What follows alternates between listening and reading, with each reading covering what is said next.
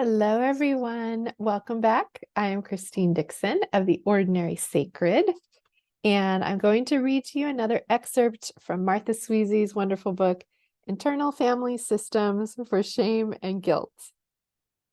And this one is called Miguel Has Existential Fear. How many of you relate to that? Do you have parts that have existential fear? I have some. So Martha says, sometimes the only problem to solve is the feeling of being alone. Miguel, a 66-year-old cisgender, heterosexual, married Colombian American father of one grown son, came to therapy because he felt unaccountably depressed after inheriting money from an aunt. So Miguel says, I should be happy. I can retire now without worry. There's that should word. My wonderful husband, Brian, says, there are 3 rules. Do not should on anyone else. Don't let other people should on you. And don't should on yourself. But we have parts that hold a lot of shoulds. Anyway, he has a part that says, I should be happy. I can retire now without worry. And Martha says, but, inviting the part to share more. And Miguel says, I'm depressed, I guess. Martha says, what does depressed mean exactly? This is a great question because a lot of different people mean different things when they say depressed. Sometimes they mean I feel really sad. Often they mean what the technical word of depressed is, which is something is depressing all of my emotions so that I feel nothing. So Miguel says, maybe oppressed. I had nightmares when I was young, and they're back. I wake up feeling tired and uncomfortable. Martha says, what do you make of the nightmares? Okay, so what he means is that he's having these nightmares. He's being kind of tormented by this. And so she says, well, what do you make of the nightmares? How do you interpret them? Miguel says, they're about outer space and what it's like to die. Martha asks, what do you make of that? Miguel says, when I was a kid, we had a hedge with a flat top on the side of our driveway. I would climb up there and lie on it whenever I felt bad about something. I would look at the sky until my problem seemed infinitesimally small. Martha says, and then? She likes this. She just that's kind of a way of just saying, and go on, continue, I'm listening. Miguel says, I would feel better, but I started having nightmares. And Martha says, about what? Miguel said, outer space. So I became an astrophysicist. Martha says, really? Miguel says, yes. And Martha says, did that help? Miguel laughs. No. If you want to feel anxiety, look at the cosmos. Martha says, can we talk with the part who feels anxious? Miguel says, yes. And Martha says, where do you find him? Miguel says, in my chest. And Martha says, how do you feel toward him? She's going through the 6 F's here now, right? Finding the part, focusing on it, checking how you feel toward it. And then they'll begin befriending it. Miguel says, well, so how do you feel toward him? And Miguel says, well, I know that he's scared. What can I do? Martha says, that part doesn't have to do anything. See if he will relax. So there's a difference between the self saying, how can I help you? I want to help you. What are your needs? And a part saying, basically, what can I do? I don't know what to do. There's an urgent energy that is the evidence kind of a part. Because in saying, what can I do? Is kind of like, I don't know what to do. And so Martha, I think correctly intuits that's a part and says that part doesn't have to do anything because the nature of the self is just very relaxed. And asks that part if they can relax and make room for self. and then says, how do you feel toward him now? And Miguel says, I'm concerned. And Martha says, what does he want you to know? Miguel, after a pause, says, space is vast and extremely cold. Why do we exist? And Martha says, what is it like for him to be with you, sharing these thoughts?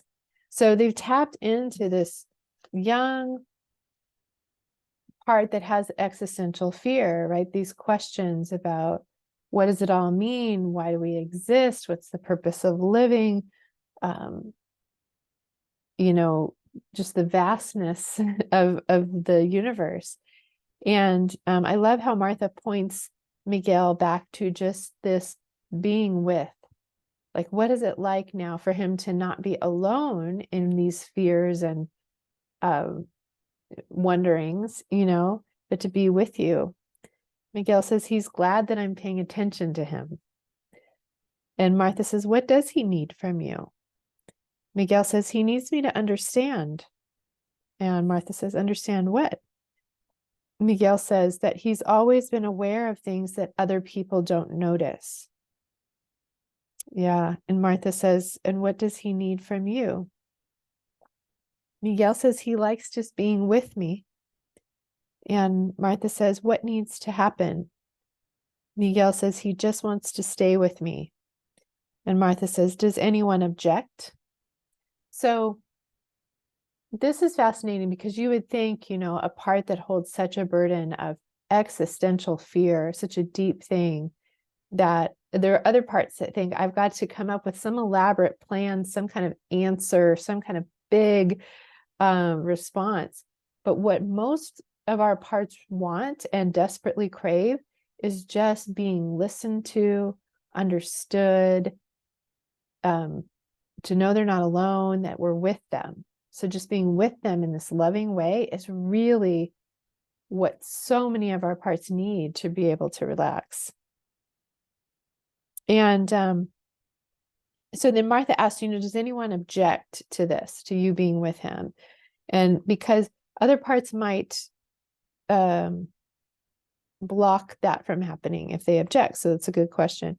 Miguel shakes his head and Martha says, okay, one more question for him. What does he believe about himself when other parts don't understand him? Miguel said that he's too much. So she's really getting now at the burden that this part holds, that I am too much. And likely, again, there was this young child part that had all of these questions and all of these wonderings and maybe some fear, but it was perceived as too much, maybe by his parents or teachers or the people around him. And so likely this part had to be exiled a bit. And even in becoming an astrophysicist and trying to search out the answers of the universe, this part still wasn't loved and nurtured and listened to and understood. And then he needs to eventually release this burden that he's too much. And the self can reflect that back innately. You're not too much. I am big enough to hold you, to listen to all your questions and all your fears.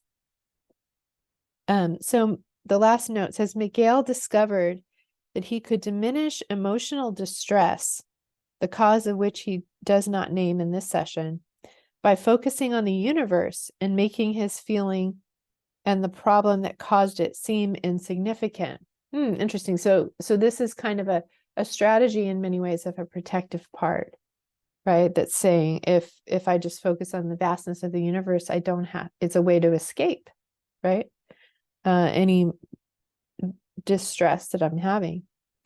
This strategy, however, had the unlooked for consequence of evoking existential terror, which a protective part subsequently addressed head on by becoming an astrophysicist. But that didn't solve the underlying distress. Nonetheless, the boy who first contemplated the implications of being on a small planet in vast space developed the burden of believing that he was too much, and he was grateful to be acknowledged.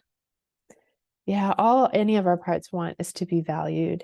And I imagine, in coming sessions with this client that Martha will get even deeper into the roots of what was the distress that this very clever boy part was trying to get away from. And can we go and help that so that you don't have to, use this strategy? So, yeah, again, just another great example of following the trailhead, right? Someone coming in and just saying, I'm feeling this depression. I love how Martha just asks questions, and then what did that mean to you? And so what needs to happen? And how do you feel toward that, right? So the job really of the practitioner is just to be in self energy, which is naturally very curious and open and doesn't have an agenda, and just asks questions that helps the person connect to their own self energy so that they can follow the trail to whatever needs their loving attention. So I hope you appreciated that example. If you have any questions or comments, please feel free to leave them in the comments below.